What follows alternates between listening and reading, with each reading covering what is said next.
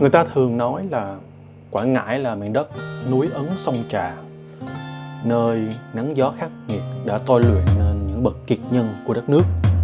Từ đội hùng binh Hoàng Sa năm xưa đi mở cõi đến những nhà lãnh đạo kiệt xuất như cố Thủ tướng Phạm Văn Đồng. Đây là vùng đất của những con người làm nên lịch sử nhưng luôn sống khiêm nhường, bền bỉ. Có thực tế là dù đóng góp bao nhiêu công trạng cho sự trường tồn của dân tộc, nhưng dường như mảnh đất này vẫn còn những khoảng lặng trong phát triển so với các tỉnh thành khác. Khi đặt dự án House Coastal Quảng Ngãi tại đây, mình không chỉ nhìn thấy một cơ hội phát triển, mình nhìn thấy một dịp lễ, một sự đáp lễ đầy nhân văn dành cho vùng đất anh hùng này. Xây dựng House Coastal Quảng Ngãi không chỉ là xây những ngôi nhà, mà là mang đến một tiêu chuẩn sống mới, một sự trân trọng xứng tầm với tầm vóc lịch sử của nơi đây.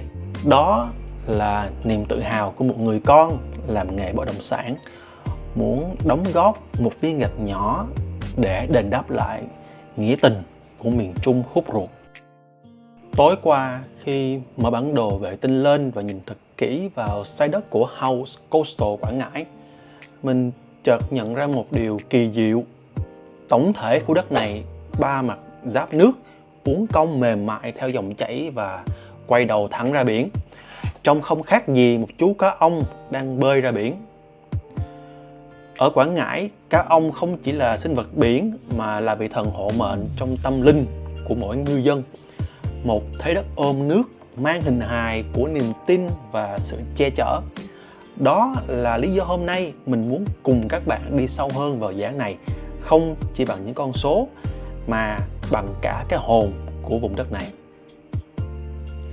Nhiều người hỏi mình là tại sao là Quảng Ngãi vào lúc này, thì hãy nhìn vào những con số. Năm 2025, GRDP của Quảng Ngãi ước đạt 10,02%, lọt top 6 cả nước.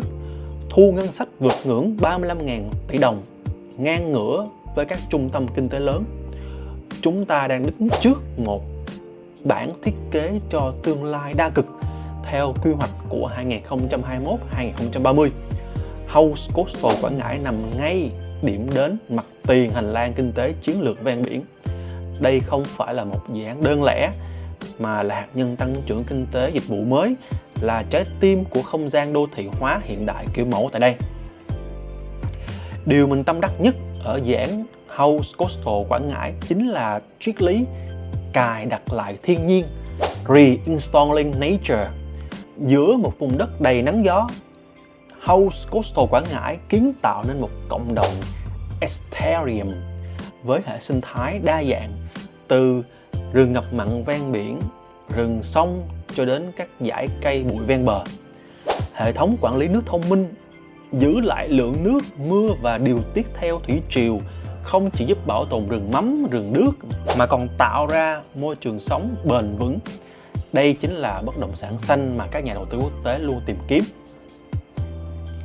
Về giao thương thì House Coastal Quảng Ngãi sở hữu sức mạnh hội nhập FDI cực lớn, với 19,2 tỷ đô vốn đầu tư toàn tỉnh và hơn 65 dự án FDI đang hiệu lực.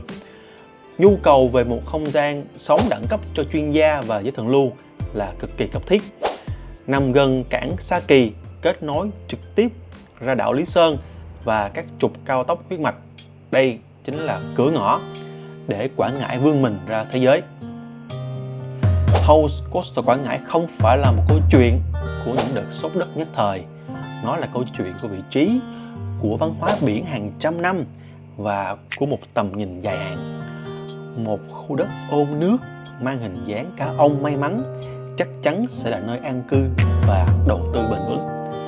Nếu bạn cũng cảm thấy ấn tượng với thế đất như mình, hãy để lại ý kiến dưới phần bình luận hoặc liên hệ trực tiếp với mình để cùng đi xem thực tế xây đất nhé. Mình là Khôi Phạm, rất vui được đồng hành cùng các bạn.